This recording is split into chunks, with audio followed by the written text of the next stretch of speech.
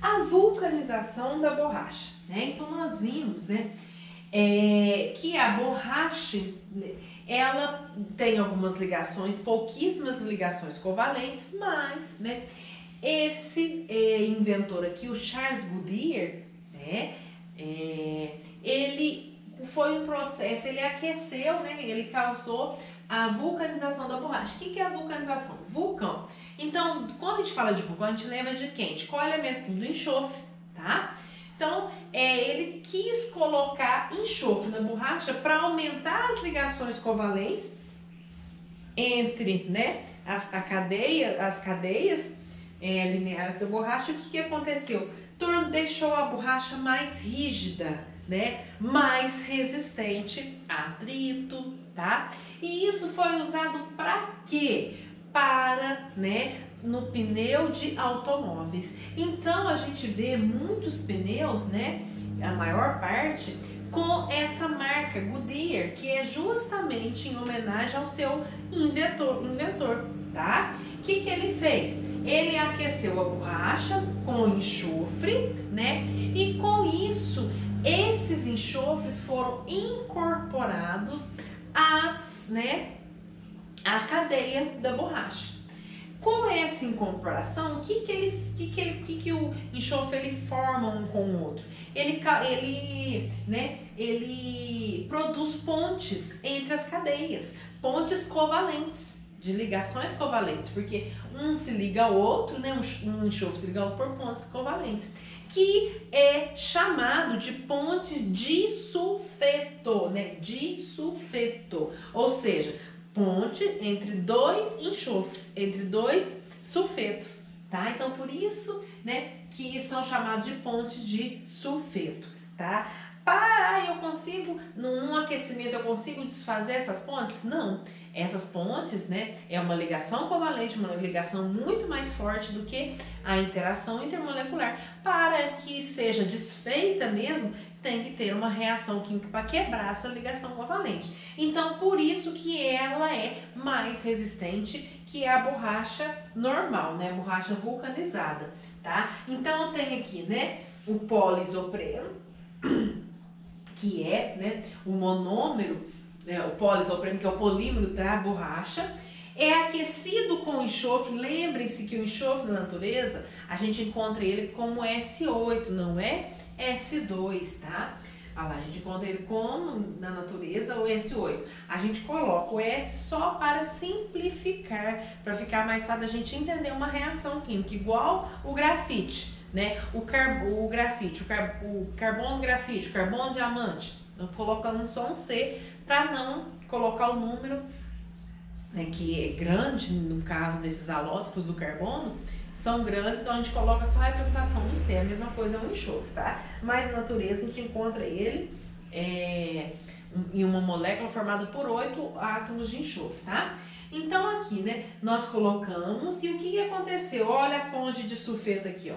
Enxofres entram e um vai se ligando ao outro, com isso deixando a borracha mais rígida, certo? Tá?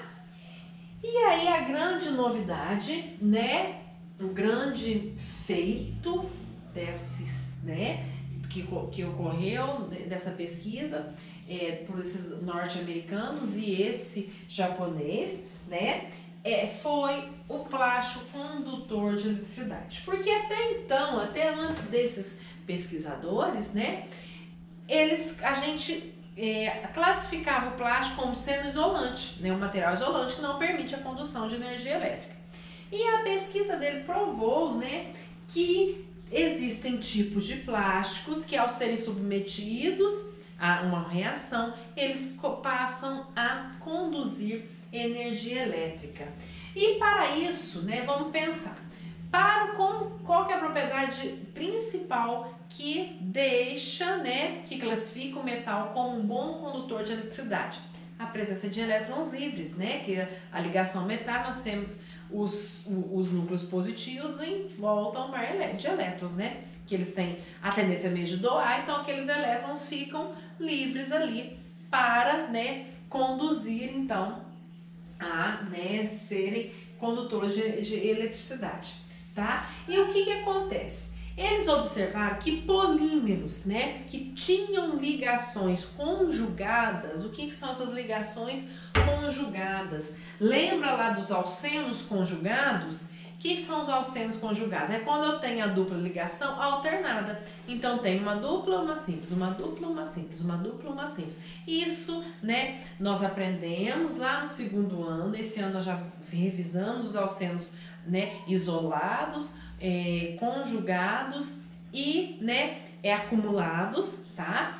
No caso dos alcenos conjugados, por eles ter essa alternância, verificou-se que através de uma reação consegue fazer com que esses elétrons eles consigam, né, pular de um para o outro e conduzir energia elétrica, tá? Então, esse, né, onde foi observar que tipo de polímero? Foi o polímero que tem uma ligação conjugada. Quem que é o polímero que tem? O poliacetileno, tá? Porque o acetileno é quem? É o etino. O etino, lembra lá que ele é formado por um alcino, né? Formado por uma tripla. O que acontece? Para ele virar um polímero, eu quebro essa tripla e abro essa valência para, né, os dois. Igual, aqui eu só tenho só o poliacetileno, né? E abro essa valência para os dois. Na apostila de vocês está prontinho aqui, né? Ó, olha lá. Então, eu tenho o etino, tá? Aqui quebra-se uma ligação pi e com isso eu vou, abre-se a valência entre os dois carbonos e com isso eu vou acrescentando mais monômeros de etina até formar, né, o poliacetileno. E por ficar, olha lá, liga mais um etino. O que aconteceu? Percebe-se a conjugação, né, a alternância das ligações pis. E é por causa dessa alternância que é possível a condução de energia elétrica, tá? Mas, né, além disso, além dele ter que ter essa estrutura, ele ainda tem que passar por um processo chamado de dopagem, muito conhecido no meio tecnológico, tá? O que é esse processo de dopagem? Ele vai ser submetido a uma reação de oxidação, né, em que o outro agente, que é o agente o agente oxidante, vai permitir, vai tirar os elétrons, né, vai roubar, entre aspas, os elétrons do poliacetileno. Então, com isso, ele ao perder os elétrons, e esses elétrons vão começar a pular nessa alternância, tá? Então, com isso, a gente consegue conduzir energia elétrica, tá certo?